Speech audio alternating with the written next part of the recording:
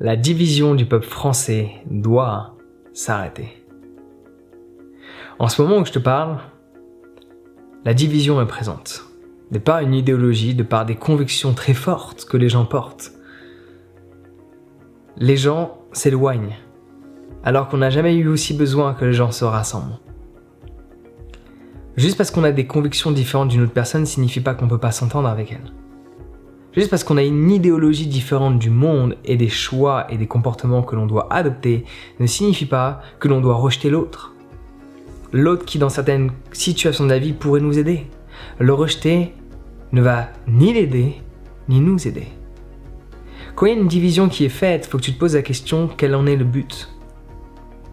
Où est-ce que ça mène ? Il y a cette fameuse phrase, diviser pour mieux régner. Parce que les peuples petits sont plus faciles à contrôler.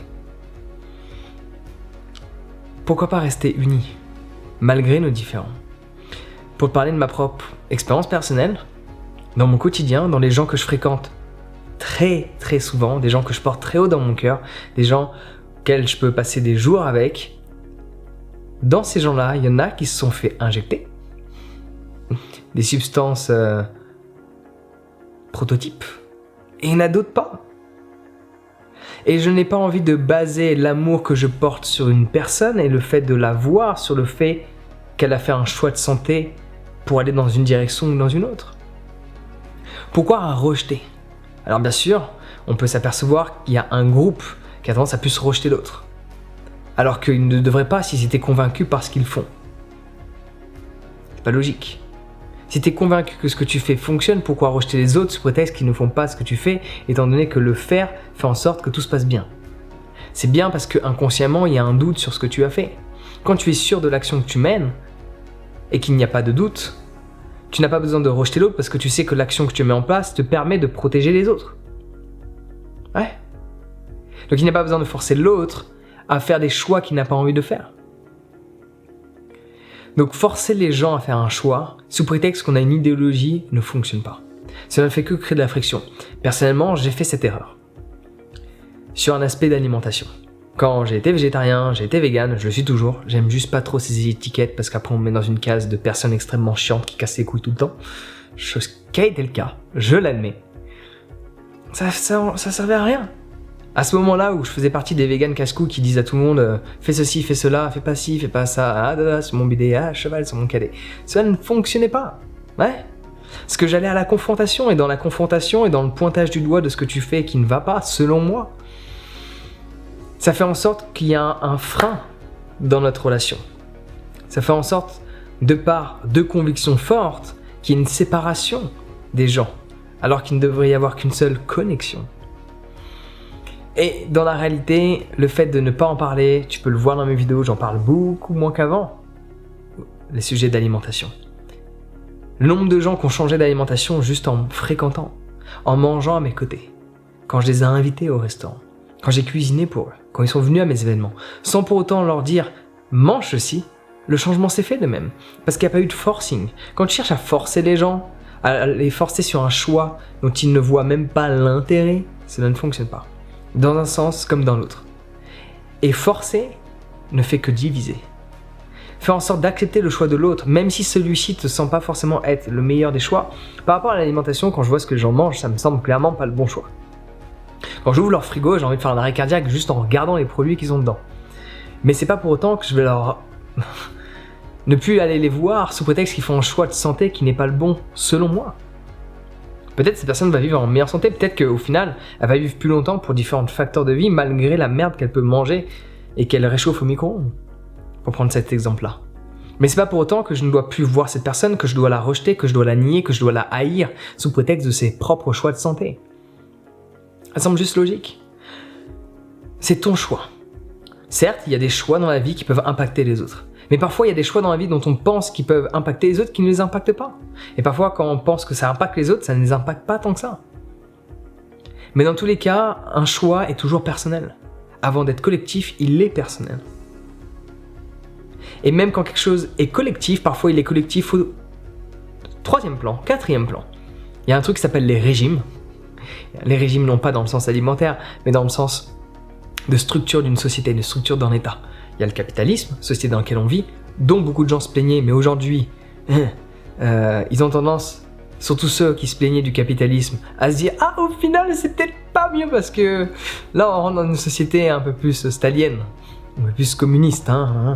Oui, bientôt, on va te dire comment manger, on va t'apporter les rations de nourriture. Il manque plus que ça. Il ne manque plus que ça pour entrer dans un régime différent. » À ce moment-là, on se dit « Ah, le capitalisme, c'était pas si mal quand même. » Alors, moi, je connais des gens qui ont vécu sous le communiste. Chaque personne que je connais qui ont vécu sous des régimes comme celui-ci adore le capitalisme. Il y a des choses qui les dérangent, forcément. Il y a toujours des choses qui nous conviennent pas, des choses que l'on n'aime pas dans un système parce qu'on aimerait le confectionner tel qu'on le souhaite. Mais les gens veulent changer un pays alors qu'ils n'arrivent pas à changer leur vie. Ils veulent organiser le monde, mais ils n'arrivent pas à organiser leur chambre. Non, il y a toujours un point de départ. Désolé, c'est méchant ce que je dis, mais c'est la réalité. Cela est un fait et les faits ne se préoccupent pas de ton ressenti. En attendant, ça reste mon point de vue. Ça reste mon point de vue des faits tels que je les conçois de la réalité. Si une personne a des points de vue différents que les miens, on peut discuter ou ne pas discuter. En anglais, il y a une phrase qui s'appelle « agree to disagree ». Je suis d'accord qu'on soit pas d'accord. Alléluia. Maintenant, on se fait un câlin et on profite de la vie. Ça fait du bien quand même. De savoir que t'as une idée qui est différente de la mienne, mais c'est pas grave. On peut profiter d'être ensemble, partager tout ce qui va avec. C'est pas une idée hippie, c'est une idée réaliste. Parce que le fait qu'on a une idée différente et qu'on doit se taper dessus mentalement ou physiquement parce que notre idée n'est pas la même, ça mène à rien. Ça mène absolument nulle part. Donc je voulais juste faire ce petit message que j'ai envie de te partager. Imposer ses choix aux autres n'aide en rien. Ni à ce que tu souhaites de base, ni à ce que l'autre souhaite. Ni à la relation elle-même. Si la personne réalise, alléluia. C'est ça qu'on dit, l'important n'est pas de convaincre, mais de donner à réfléchir. Si vraiment tu es convaincu par le choix que tu fais en sorte que la personne pose des questions d'elle-même, te pose des questions d'elle-même et apporte-lui des pistes de réflexion. Et si elle a cette réflexion, tu n'as pas besoin de la convaincre, parce que tu lui as donné à réfléchir. Donc juste, pense-y. C'est tout ce que j'avais envie de dire. À l'heure actuelle, de par ces divisions, de par cette instrumentalisation, on se dirige vers un régime que les gens n'ont jamais connu, surtout en France, pour la plupart d'entre eux, à part des gens qui ont vécu dans d'autres pays et qui ont migré en France et qui sont d'un certain âge. Mais la plupart des gens n'ont jamais vécu d'autres formes de régime. Et là, on commence à y aller. Et là, on va réaliser que ce qu'on vivait, c'était plutôt cool. Tous ces gens qui se plaignaient de la vie qu'ils avaient dans le système dans lequel ils étaient, vont peut-être réaliser qu'au final, c'était pas si mal. Et ça, c'est quand même la leçon morale dans l'histoire. C'est de réaliser que ce qu'on avait, qu'on voulait certes changer, qu'on voulait certes quelque chose de mieux, au final, c'était quand même très bien, parce que là, on rentre dans un système où des gens ont vécu pendant très longtemps. Et on se plaignait de ce qu'on avait, alors qu'on devrait en être extrêmement satisfait. Malgré le fait que je sais qu'il y a des choses qui peuvent changer. Je sais qu'il y a des choses qui peuvent être améliorées, mais les gens ont tendance à oublier la structure même de leur vie qui ne pourrait pas exister sous d'autres formes de régime. C'est juste un petit partage. N'hésite pas à me dire ce que tu en penses dans les commentaires, à exprimer ta pensée. Oublie les phrases d'accord, pas d'accord, cela n'a pas de sens. Juste développe ton propos, développe ton idée, partage ce que tu ressens. Ok ? Osez partager sans pour autant être confronté. Osez partager sans pour autant vouloir changer. Osez partager même si on a un point de vue différent. Et apprendre à s'écouter mutuellement. Forcément, je ne peux pas trop le faire dans cette vidéo, ça complique les choses.